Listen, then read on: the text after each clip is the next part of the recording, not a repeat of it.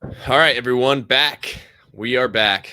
We're talking about program design today. Everyone loves talking about program design. They want those secrets.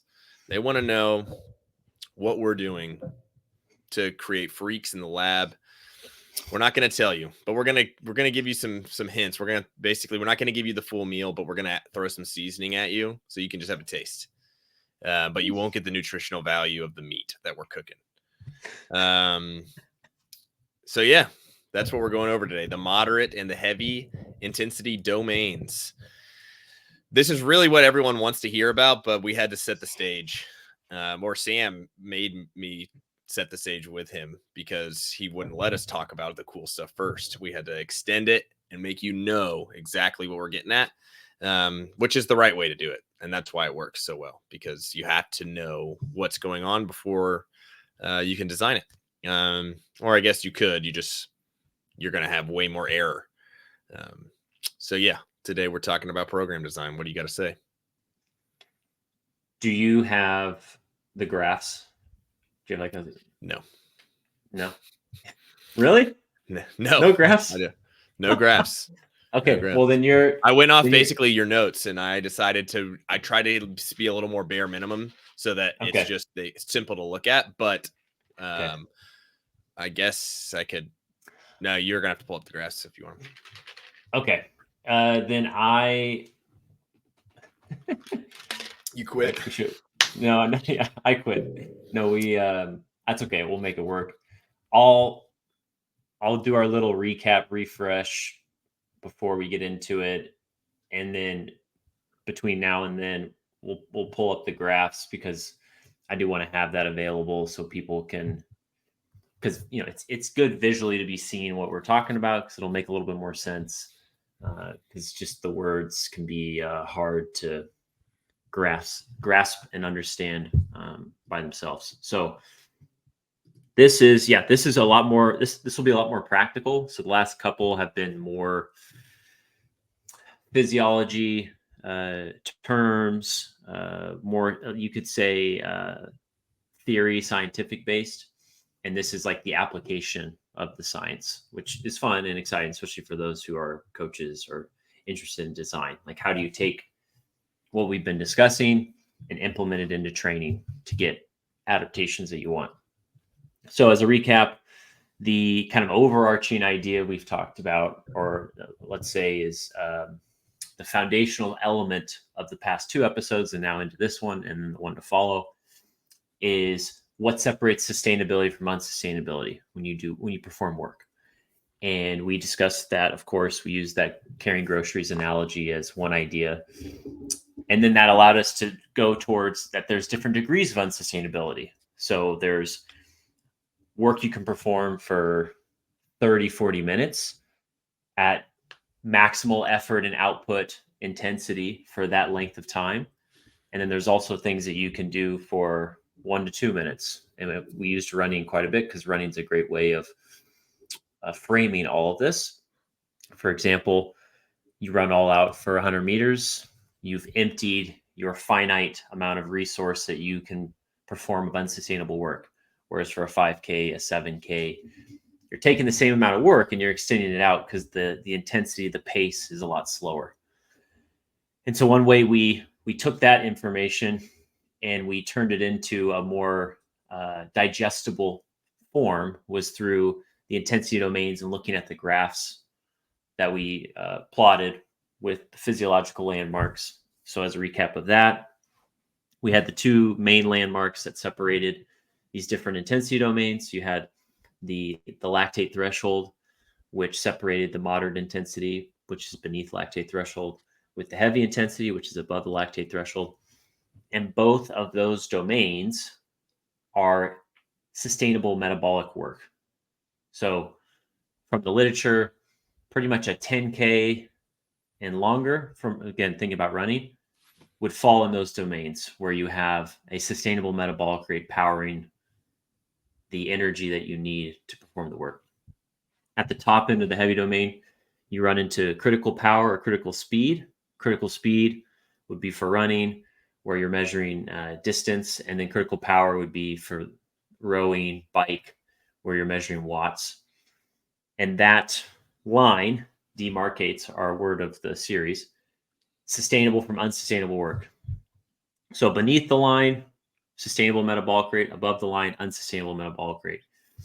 And then the further north you travel above critical power, critical speed, which that domain is called the severe intensity domain, you will reach task failure or a VO2 max quicker the further north you travel above that line. For example, if you run a 10K or even an 8K, you're going to be like right at that line of critical speed, maybe just north of it. And so it's going to take you a long time to kind of peak out your system if you do, because at 10K, arguably, you're going to be like right at your line. So you're not necessarily going to reach a VO2 max. But if you do push it the last couple of kilometers and you're dipping into the severe intensity domain, you'll possibly reach a VO2 max. Whereas in a 5K, now you're in, for some people, 17 to 20 minute range. You will reach a VO2 max because you're moving further north of that landmark. So you're going to fatigue. You're going to reach the end more quickly because you're pushing the speed more. So, and then above that's the extreme intensity domain, which I think we talked about, where you will reach task failure before you reach a VO2 max. So 100-meter sprint, 200-meter sprint. They say in the research, 90 seconds or less. So even a 400-meter sprint, those activities, you will deplete the finite amount of work that you have available before you reach a maximum of oxygen intake, which that finite amount of resource you have was called W prime, which we talked about in the last episode. And so that W prime is like it's a bank account that's, it's $100, and then you get to spend it however you want. And so the further north of critical speed, critical power, you will spend it more rapidly. And it takes lot longer to replenish the 100. Whereas if you're really close to the line, you're running a 10K, 8K, you're going to deplete it very, very slowly if you do deplete it all the way. So that is our quick refresh of what we discussed. It reminds me of a time that I went to the track. I was probably 17 years old-ish. Had my training partner in CrossFit. He was very, very fit, had pretty good endurance. He was a wrestler, and we went to the track, and we were going to do a workout that was 400 by 4. So a mile, but you had to rest 1-to-1 on the, whatever your 400 time was. And it was supposed to be for time. So, and basically everyone said it was like, let's go. And we ran like our first 400s, like between 105 and 110.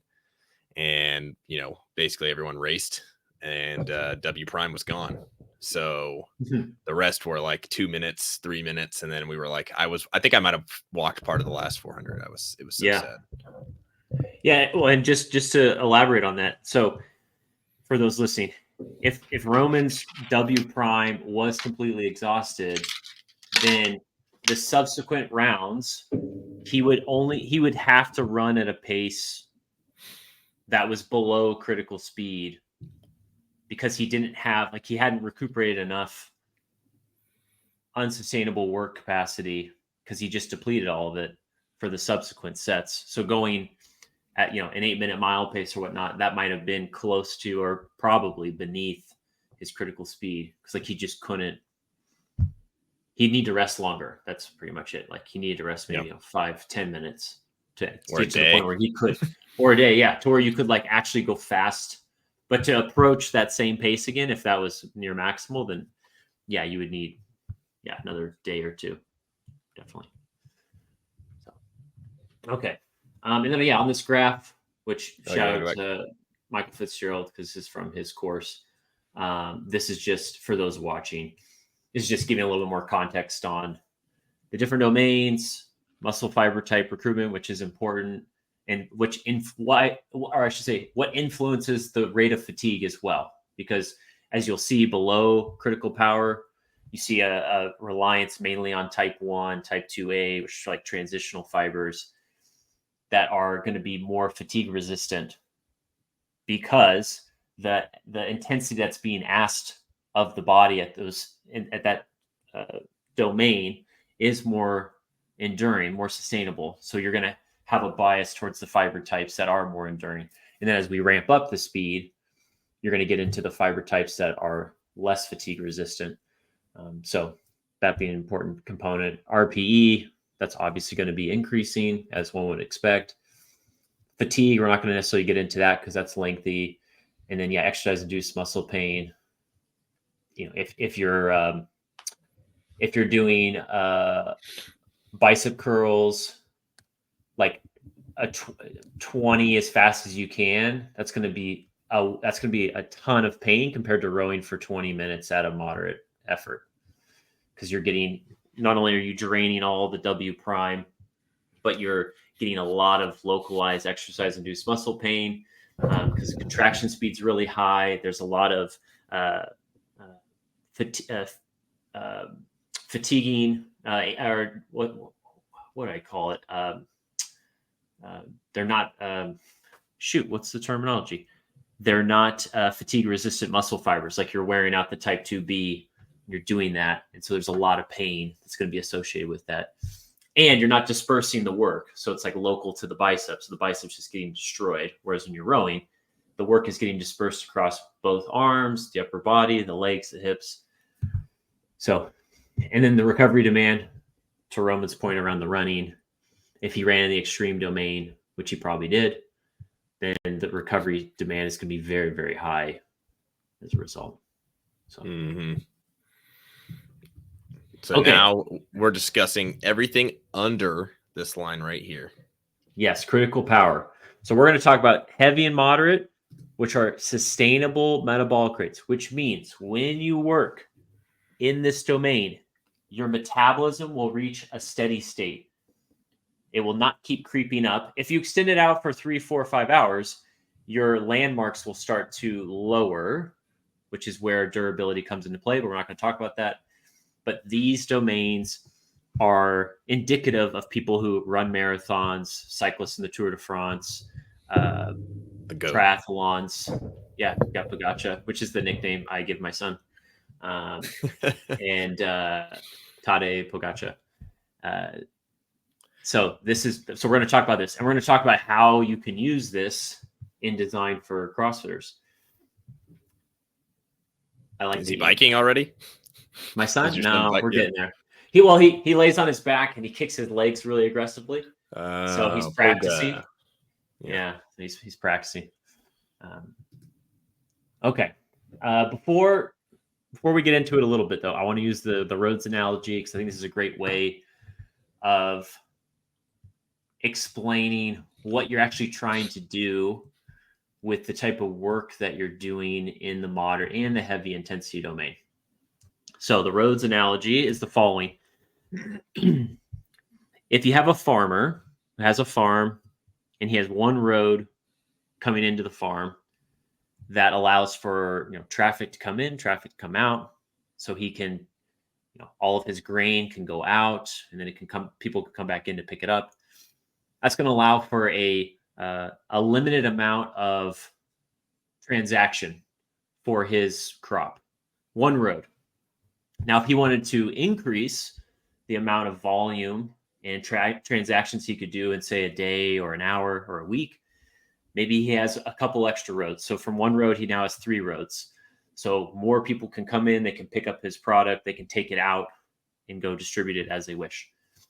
And then if he wanted to ramp up his services and go from a small farm to a corporation, he could have 20 roads. And now he has people constantly coming in, going out, coming in, going out.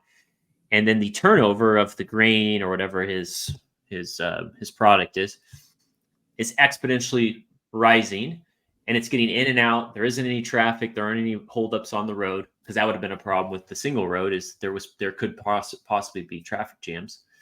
And so now he has all of these access points to his farm. He can get people in and out really quickly. He can supply a lot of grain, and he can, of course, reap the benefits of that. And so that's what you're doing in training, especially in the modern heavy intensity domain, is the farmer's land or his little plot represents, let's say, the working musculature. Let's just say your quad. And the road represents your blood vessels that can go to the quad to take oxygen while you're working. And when you're not as trained, you don't have a lot of roads that go to the working muscles, to your quads. Let's keep it with the quads for now. And as you train, you go through angiogenesis, mitochondrial biogenesis, capillary densities increasing. There's all these little adaptations that are happening at the muscle level, at the cell level, that are increasing the amount of oxygen and nutrients you can get to the working muscles. And so instead of having one road, now you have 50 roads that go to the legs. And so when you work, the legs are a lot more efficient. And then you don't have to rely on less efficient fuel sources. So that's what you're trying to do with modern heavy intensity work, is you're trying to increase the amount of roads that can access the working musculature, so you can get more blood, more oxygen to them when they're working at sustainable metabolic rates. That's key. The other key, which is what a lot of people get wrong with zone 2 work, because like we talked about last time, moderate intensity domain work is considered zone 2 work, where it's at or below the lactate threshold, which is when you start to see an uptick in lactate presence in the blood, not necessarily in the muscle, but in the blood. The adaptations that you are going to get through moderate intensity and heavy intensity training are specific to the working musculature. So the roads analogy is specific to the quad. So if I'm doing a bunch of cycling, I'm improving the amount of roads to my quads, but I'm not improving the amount of roads to my arms or my triceps. So if you're a CrossFitter, and there's a caveat, I'll come back to the caveat.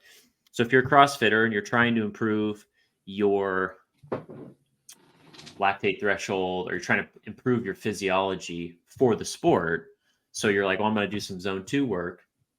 Well, if your legs are pretty well built, which most CrossFitters are for the most part, and you decide to use the C2 bike for your zone 2 work, you're not actually really going to get much benefit, because the adaptations that you're getting from all that work are localized to the legs, and your legs probably don't need more work because you're getting a lot of work in your training.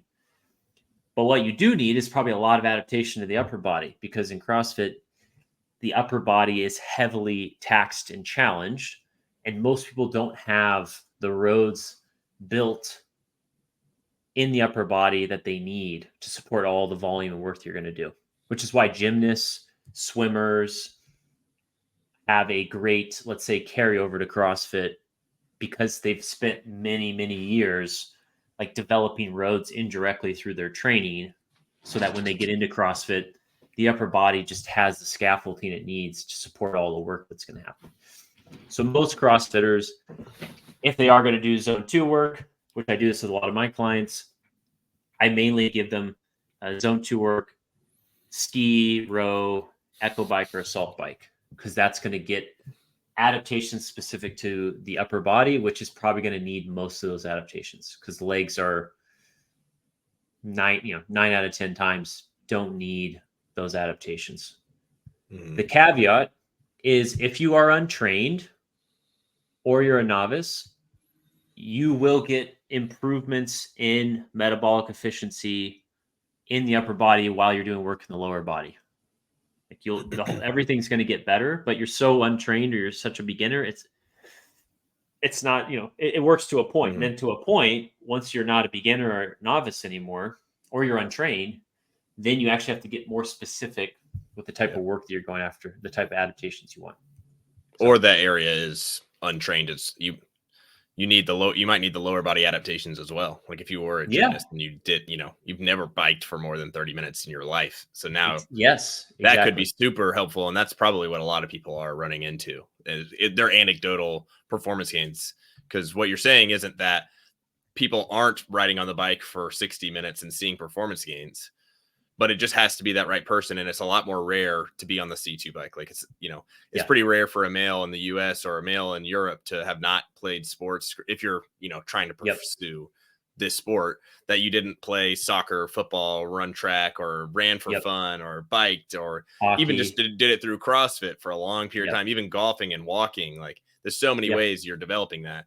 And on the other side, it's pretty rare, on the upper body because it's just so much more unnatural. And even if you were a swimmer, like you'd have to be a very elite swimmer to have put in the volume for a long time to have Yeah. really good adaptations like that. So it's just interesting to me. There's like, so many people try and lean on the C2 bike, and that's not bad. It's low impact. There's a lot of other great reasons some people might like riding it for 30 minutes and there might not be a problem. But like you said, if your intention is to build the roads and to be able to do more work and build more volume, then there might be a better lemon to squeeze. Yep. Yeah. I was going to add to we're obviously bipedal. So we do, we don't walk on our hands. Yeah. We move up with our legs. So our legs, like even now I'm standing, like my legs are working to support me. Like I'm not upside down in a handstand. So most activities center around the legs because we have most of our muscle mass around the legs. So those tissues are a lot more developed. Just to add some more credence to your point, and most sports center around the legs. Like you said, it's very common people come in and unless they were a heavy focused gymnast who did barely anything for the legs, because mass in your legs is a disadvantage in gymnastics for obvious reasons, physics. Then those people, of course, are going to need a lot of work in the lower body. So, okay. So I think we got the point across there. If we didn't, that's okay. When we do a recap next week, I'll give another roads analogy. We'll use Costco or coffee shops. Okay. So we're going to talk about quickly main effects, additional effects of like things that are actually changing when you're doing work in the moderate intensity domain. Remember, if you're a novice or untrained, these changes are more general. So it's happening kind of everywhere, but not to an optimal amount because again, you're untrained. But if you are very trained, then these changes are going to happen very specific to the working musculature, like what muscles are actually working. So main effects: improved fatigue resistance of type 1 slow twitch muscle fibers. So the type 1 are going to be able to work for longer periods of time.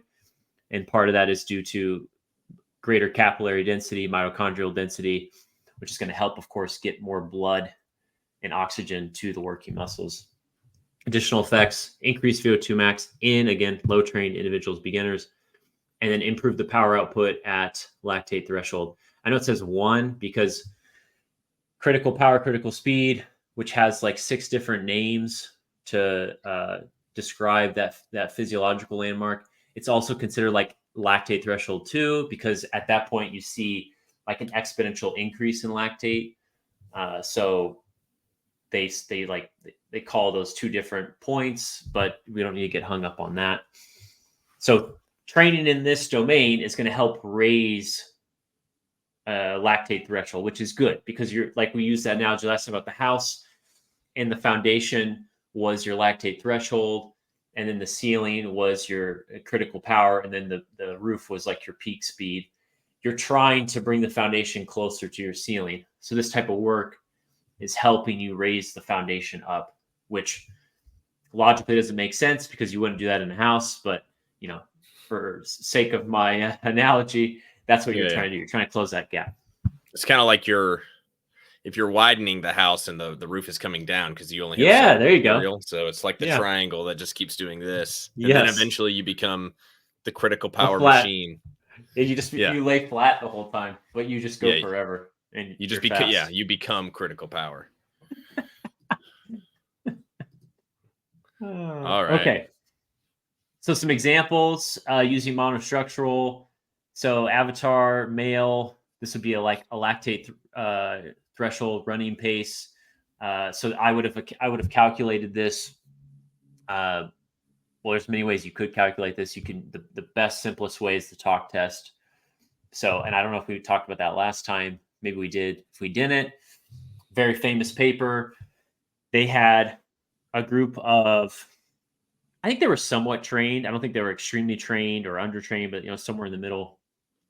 They had them perform work, and they would ask them these questions or paragraphs they had to read, and then at a certain point, their ability to read got really impaired, where they couldn't, or they had to take a big breath, or they had to pause. And so there was this kind of threshold where they could do it fine. It was a little laborious, but they could get through all of it. And then above that, it started to deteriorate a little bit. And so they marked that, and then they did more of a traditional lab approach, and they actually got their lactate threshold. And the two markers were pretty much the exact same. And so that kind of became the talk test, where if you can talk, if you can say the ABCs, which is something I tell a lot of my clients, if you can, when you're running, if you can say out loud the ABCs, then you're probably at or below your lactate threshold. With some control. With some, it can't be like all over the place. You're taking a big breath. Yeah, because the oxygen, when you speak, oxygen is competing with the body's usage of it. So if I'm performing work and then I'm talking, I'm of course using oxygen to speak. My body also needs it. So if I'm below this threshold, then there's a balance between usage for the talking and also internally. So for this person, it was a 530 per kilometer. So for a run, I give it at a 540 to 545, which, as a good rule of thumb, when you are prescribing work around these thresholds, because again, it's a bandwidth. It's not like it's not like 530 he's at LT and then 529 he's in the heavy domain. Like it's like a plus or minus 5. There's like a standard deviation on either side. So I give 540 to 545. That gives some wiggle room, so I ensure he's below that threshold.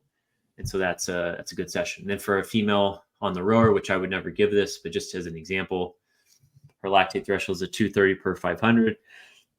So I give her 30 minutes at 240, 245. That's a quick way to lose a client. So don't do that. Never say never. I mean, maybe they only have a rower and they're stuck in an apartment for. Well, I'd write it differently. I'd make it more Yeah. interesting. That's very boring. So you're right, but there's ways you could make it a little bit more fun. I wouldn't mind it too much. Too much. Okay. So session 2. So now we're kind of somewhat mixing. We're still using ergs, but we're integrating some faster paces. So these are still work intervals, which is great. Because remember, if you're working below critical power in the heavy or the moderate intensity domain, the metabolic rate is sustainable. So you don't need rest, because you are recuperating W prime if you've lost any of it when you're in these domains. And again, the further away from critical power you are, the more quickly you're going to recuperate W prime. So in this example, 2 rounds, row 1,000 meters at moderate intensity domain. So designs like this, you would need to know the pace, and you need to give people paces. So you're not giving that to somebody unless they really knew or they were learning. Like exactly. Pretty much all of my clients, anytime they're doing erg work or they're running, I'm giving them specific paces, because if I don't give them a pace, well, one, what am I giving them in the first place? Like, just ride the rower, ride the bike. Well, what? There needs to be context. And so the context is I need to guide them towards, well, like, what adaptation do I want?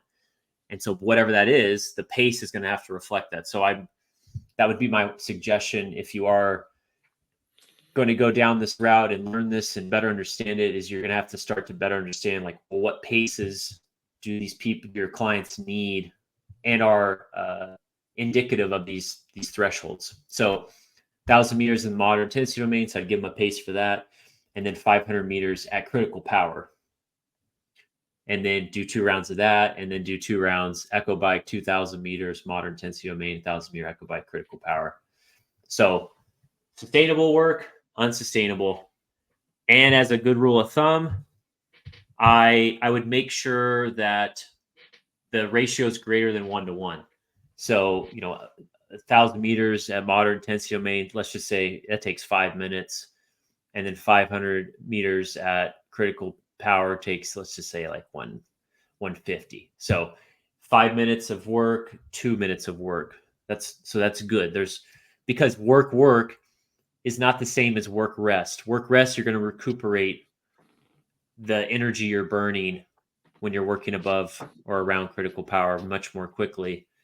But if you're going to do work, then you have to account for that. You got to give people more time to recover. So you do that. That's one session. Another session, 10 minutes, moderate intensity, into 10 minutes at a high effort, repeatable pace. You go back and forth, 20 cal ski, 20 cal bike.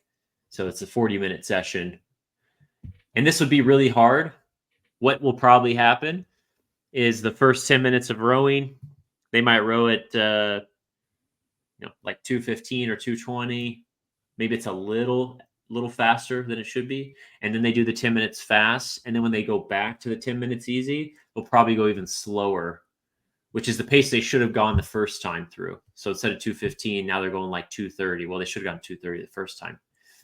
Because it's work is it's very difficult if you've never done stuff like that, which is why most people do a lot of work rest, whether or not they pay attention to that. So I would suggest you play with this, try this out, see what it feels like, and you'll get a better sense of, like what's going on and why you're going to gravitate towards a certain pace when you go back to do more work after you've done 10 minutes of really high effort work, and why it might be as slow as it is, because you've got to get really far away from that critical power so you can recover W prime. Okay. Next slide. Okay, so here's an example of how you can use the moderate intensity domain with gymnastics in this example, and pull-ups. We have two. So traditionally, for building volume, developing the skill, any skill, but unique to this, muscle ups, you might have somebody do 2 muscle ups every minute on the minute for 20 minutes, which let's say that takes 10 seconds of work. So 10 seconds of work, 50 seconds of rest. The problem here is the muscle up's not really contextualized. If you're trying to get better at the muscle up for the sport, you need to know what it feels like to do muscle ups with some elevation of breathing, some fatigue, because the muscle ups, you never do muscle ups fresh. They're always towards the end, or they're always in a tough circumstance because they're a separation movement. Like tests are trying to see, like, can you do this movement with a lot of fatigue, a lot of difficulty? So, and also, if you have 50 seconds of rest, there might be a better way of spending that time so you can get more value out of your time spent.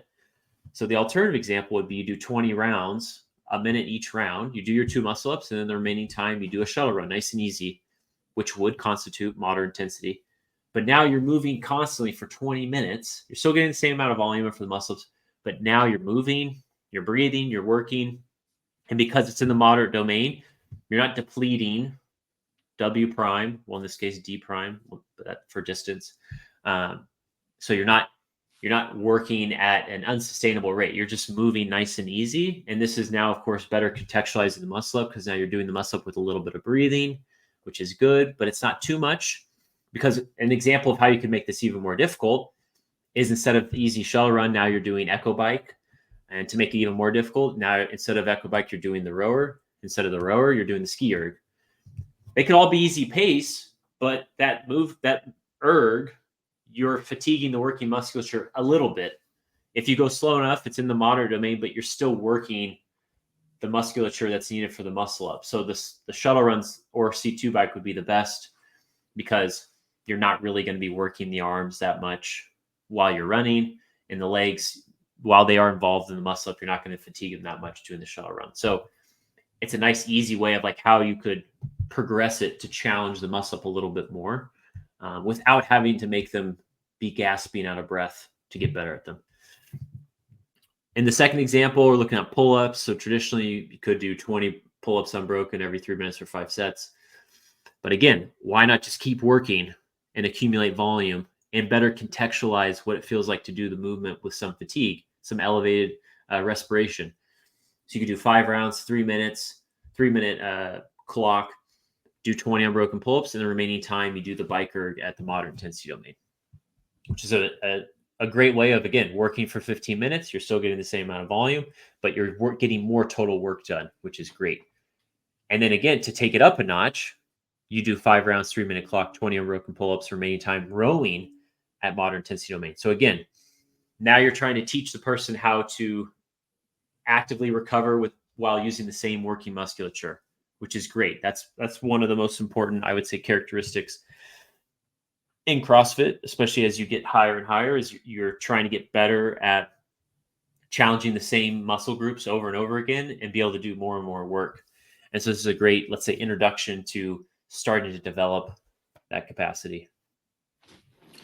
Yeah, I think there's how many folds, like how many reasons why you should be doing something like this versus the traditional way. And not that there isn't a case to do the traditional way where someone is extremely green and they really need just to focus on muscle ups and they need Yeah.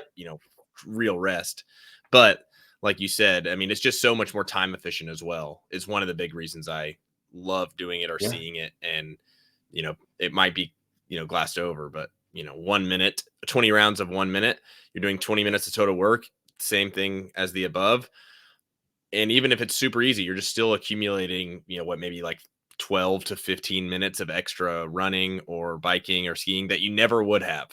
And it's barely taking effect on you, but you're getting a great training effect from it. To me, it's like, we always talk about, the minimum effective dose, and basically doing not as little as possible, but trying to get as little stress as possible with the largest gain, like finding that point. And I think this is just a really good reflection of that. Yeah, 100%. Okay, so that was moderate. So now let's talk about the heavy intensity domain, which again sits above lactate threshold. So when you're working, your pace increases a little bit, your lactate level starts to rise in the blood. However, it stabilizes. So it's going nice and steady. You go a little bit faster, it starts to rise, and then it stabilizes. And now you're in the heavy intensity domain. And this is like a half marathon for some people. This is the domain of intensity you're going to be working in. When I was building for my half marathon this last year, a lot of my running was in this domain, which was great because I got to really understand and feel what it was like to run at a pace that was reflective of this level of intensity, and something I could do for over an hour, no problem. It doesn't mean it's easy, because my heart rate was the 150s to 160s or so for over an hour. But like the metabolic rate's sustainable, so I know I'm going to be able to keep holding it for quite a long time. So main effects: conversion type 2B to type 2A fibers. So again, those transitional fibers, trying to make them more enduring, the ones that have components of fast twitch and slow twitch, so endurance-based and power-based characteristics. So trying to transition those towards a more of an endurance bias, which is an adaptation you want in endurance-based activity. Improve capitalization, mitochondrial density. Again, adaptations that are going to increase the amount of roads that are going to the working muscles, and then improve power output at lactate threshold, and then also at critical power, critical speed, which is good. Because again, in endurance-based activities, you want the foundation to be coming up, and you also want the ceiling to be going up. So it's like you want the gap between them to be closing, and you both want them to keep going up and up and up, because that means more work that you do is sustainable from a metabolic standpoint, which is good. It's more efficient. You can do more of it, and you can recover faster.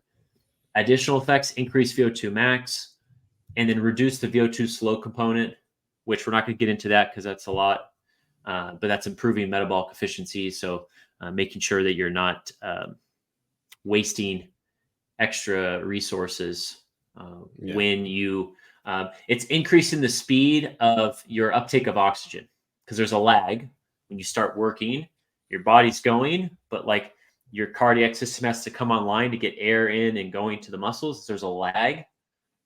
And so there, that lag time you're trying to truncate, because it's not efficient. And so training in certain domains is going to increase that speed.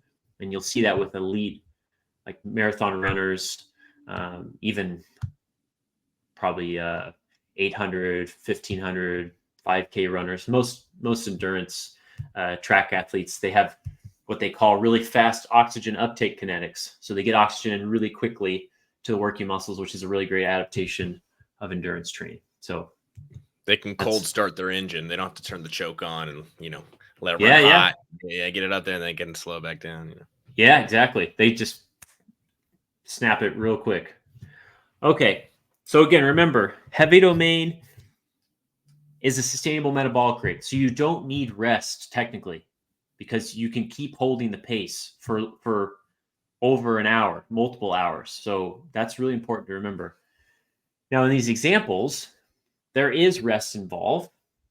That's for a couple of reasons. One, for sanity for some people, because again, some people don't want to row 5K at a fixed pace. That's just not that fun.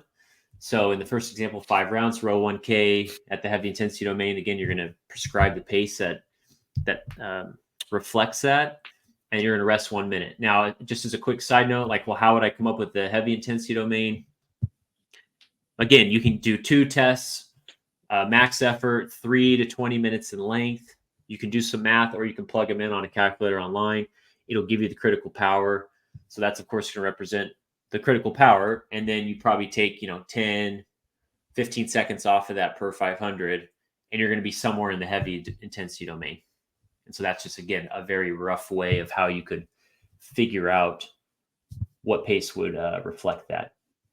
I usually, like with clients, I'll figure out like what critical power is for them.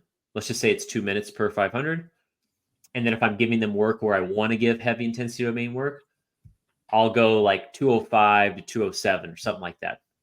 And then I'll watch like week 1, whatever I'm doing, and I'll see, was it a little too much? Like, was it too close to critical power for them?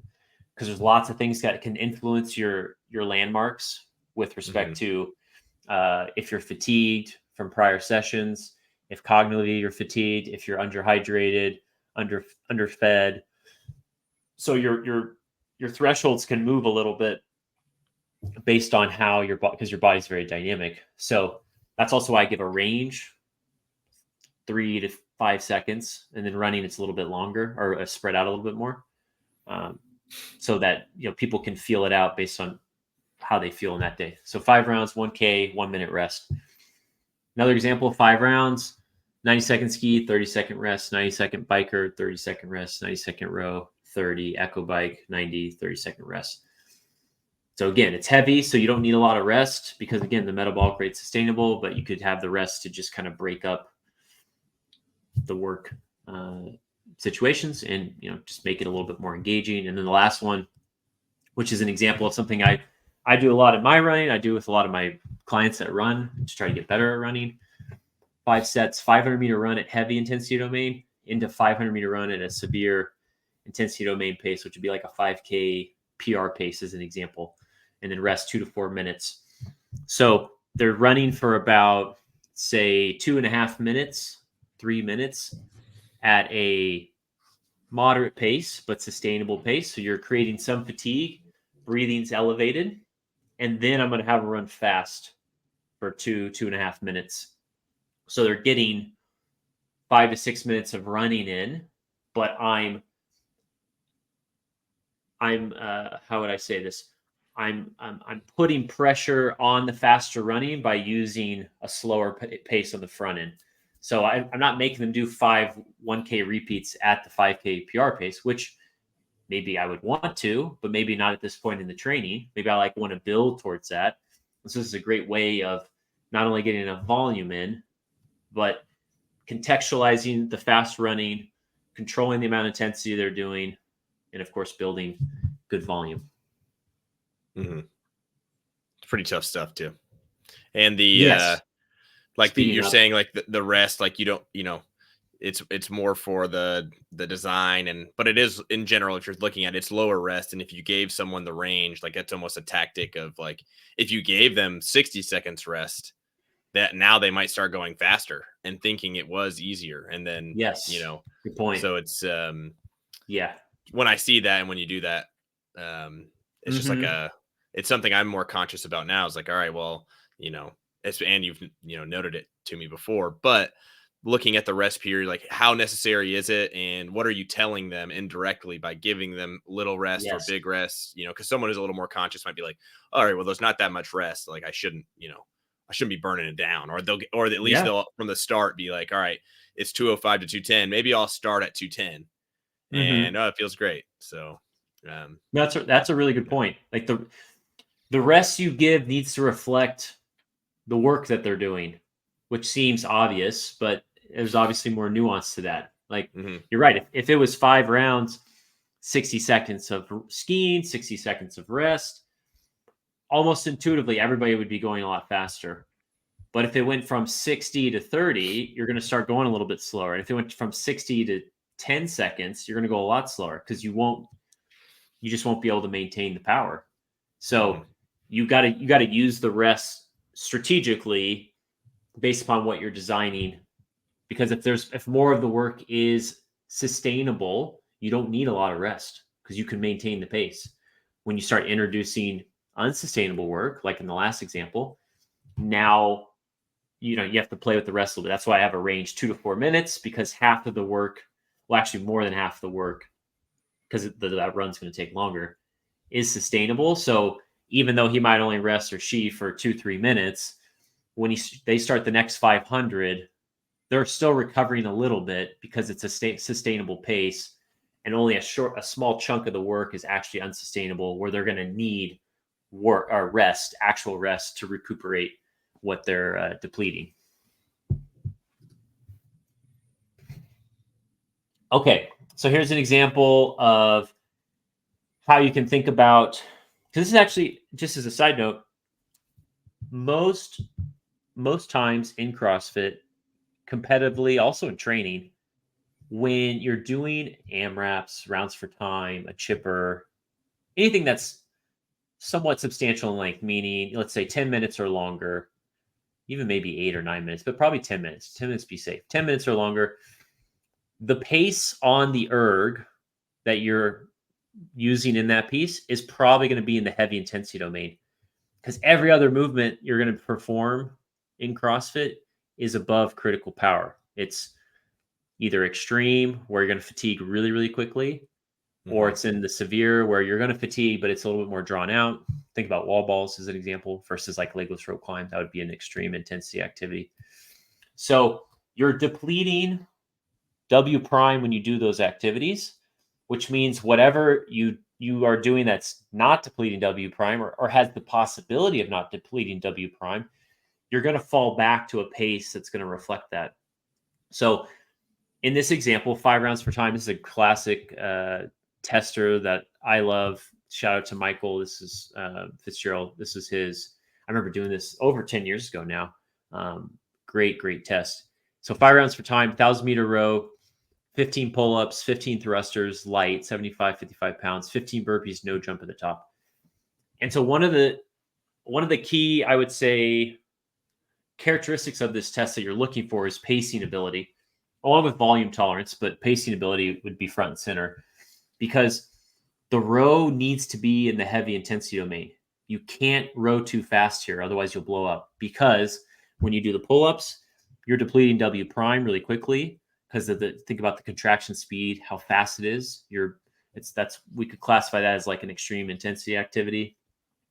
15 thrusters, severe intensity. Again, you're depleting. 15 burpees, severe, you're depleting. So you're doing the 15 reps of the 3 movements as quick as you can. You're going to deplete for, say, 2.5, 3 minutes. Then you're going back to the row. Maybe it's less than that. Maybe it's 2 minutes for some people. You're going to go back to the row, and you're not going to keep depleting, because the workout's going to take you 28 to 30 plus minutes. So you have to pull back.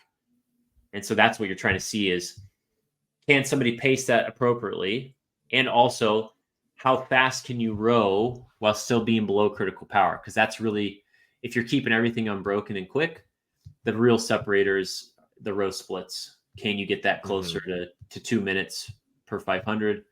So it's really good times here, 27, 28 minutes for men, and women it's probably closer to 30-ish. And a lot of that just comes down to the row, assuming you have the volume tolerance of the other movements. mm-hmm. So, yeah, I think it's also just kind of a good thing to just like a good graphic to look at to see, you know, mhm. you're doing this work, but it's so different. Each movement is so different. And like the thrusters could be, you know, or even the burpee, if you went fast enough, if the thruster was heavy enough, it could be extreme. It could all change. And I guess if you could do 300 unbroken pull-ups, then that might be severe, but you know, that's pretty much impossible. Yeah. But Yeah. just the differences, and like you said, the time domain, it could even change the row, and Yeah. it's just so eye-opening. And as you see it more, then you can understand a little bit more about what's going on. But more importantly, for a coach, I think it could just be a really good tool for them to say, all right, this is how you're going to pace it. This Mhm. is you could probably get a better idea of what someone might be feeling, Mhm. and you could test it a little bit better yourself if you're not really training to compete, but you're coaching. Mhm. To me, it just opens up so many doors to an understanding where it can give you or your clients, your athletes, a leg up on um, being able to explain what's going on, and then maybe being able to have a better grasp on their own pacing or decisions. Yeah, I would say I think the pacing's the biggest value add from this, because you can look at it like, oh, okay, now I can understand how I probably need to approach my pacing strategy given what's going to happen predictably with certain movements versus another one, which is much more varied, because the Mm. row can vary quite a bit, obviously, but the other movements are very fixed. You can obviously do burpees a lot slower, but for the most part, you're on the clock when you start performing those movements. So I'm Yeah. not going to change those very much. So I want to get through those quickly as I can, and then I go to the row, and I'm going to vary my pacing so I can, of course, repeat that for 4 more rounds. Yeah, and I think also seeing it, you might now have a better understanding of why I'm going to do 5 5 5 on the pull-ups, because the cost is so low. I mean, like the time cost is so low for some people. Obviously, some people they For need to go some, unbroken, yeah, but because some, yeah, like, they're broken. and maybe not this workout specifically, but something with rowing and pull-ups and thrusters, and you're Yeah. like, dang, like I'm doing 15 chest to bar, but if I just drop, and just do 5 5 or 8 7, like how much would that affect my row? So now I can hold a 202 instead of a 204, 2 seconds. That's 4 seconds around. That's 20 seconds, just in rowing versus the 8 seconds I did in the transition. So, something like that. Mhm. I think it's important. Yeah, yeah, definitely. Got your Okay. last point? Or was that it? Yeah, that was it. No, that's all right. Beautiful. Just one of my notes as it pertained to that test. Just sorry, what I wrote was you want to be doing this test. What you want to be doing in this test is push the mixed movements and then recover as best as possible on the rower, which is why you perform the rower in the heavy intensity domain, sustainable metabolic rates. You can recover the W prime that you're burning through as you perform the mixed movements. And then the recovery on the rower will be dependent upon the proximity of your pace to critical power. So again, remember, if I'm really close to critical power, I'm not going to be recovering W prime much. I mean, if I'm below it, if I'm above it, then I'm going to deplete it, but slowly. But if I'm further away from critical power, I'll recover W prime a little more quickly. So that's Mhm. why, again, we're trying to raise the ceiling, because if your critical power is 152, then if you're doing a 156, you're in the heavy domain, like you're recovering. So that's good, because for another person, their critical power is 2 minutes, and so they got to be rowing like a 206, 207. So that's one of the adaptations we're trying to drive in training. And then individual recovery connects, so like the speed of how fast you recover, which again, that's because in the pull-ups, thrust, or the burpees, a lot of the upper body is getting worked. Then you go back to the row, you're using your upper body. So how well you can recover actively, which is again why in training we're doing progressions and tools using moderate heavy domain activity to try to teach the body how to work and recover at the same time with the same working musculature. So that's really important as well. Boom. Yes, the moderate and heavy domain. Just spend some more time there. A ton of people can make a ton of gains there. if you took anything away from this, spend some time on the ski erg, the rower, and the assault bike, echo bike, and the bike erg if you have it. And there is some still good utility to that, but like Sam said, there's better ways to do it. Just use your tools wisely. There's better tools for different jobs. And I think you can overdo it, but in general, more people, and I think especially in America, in the US, you can spend some more time on the ergs, because I think in other countries it's just more natural. It's more those like sport, rowing, skiing, even long distance biking and running. Those things are just so much more ingrained. They're walking places, they're running places, and those machines just are more common there. So I think they naturally will train it and train it more, and they have a better concept of endurance. Where here in America, we're about power, we're about speed and freedom. So it's just a little harder to grasp. So just spend some time on the darn ergs, guys. That's all I gotta say. Yeah. Well, that's part of my that's part of why I think Europeans in general, we might have talked about this on a podcast a long time ago, like why Europeans in general are more gifted or more competent in the endurance-based disciplines in CrossFit, because their upbringing is more biased towards that, as opposed to Americans are stronger. Actually, in my course, I talked about the snatch and strength numbers, just the discrepancy in looking at snatch maximums in North America comparative to Europe, even in Asia. I think just part of that's the upbringing and the exposure. Culture, yeah. You remember Erasmus? Yeah. He was at I can't remember what event. We were talking. I don't remember. Me and Jake, I think we were at the Rogue event. And we were talking to him, and we were talking about biking, or I don't remember where it was, or maybe I heard this story, but he was talking about like he's not a very good biker. And he's like, but I grew up just biking to school. Like I didn't race or anything. And then like later we find he like crushes some bike event. It was like, I biked to school. It was 10 miles there and back. But, and like for an American, that would be like, that's like sub elite. That's just like right before you decide to go pro. So I thought that was funny. It's just like, that's just culture. I rode my bike 10 miles there and back every day. Yep. His roads were built. All right. He had good roads. Everybody. That's why he was so good. Thanks for listening. Sorry for it was a little long one. I got to run because I just seared a roast with some duck fat, and now it's slow roasting. Nice. I got to get to it. It's just waiting for me. I think the smell is coming through. So we appreciate it. I used some moderate intensity domain to cook it. It was, low and slow. So be good, everybody, and we'll see you with the next one with the unsustainable training domains.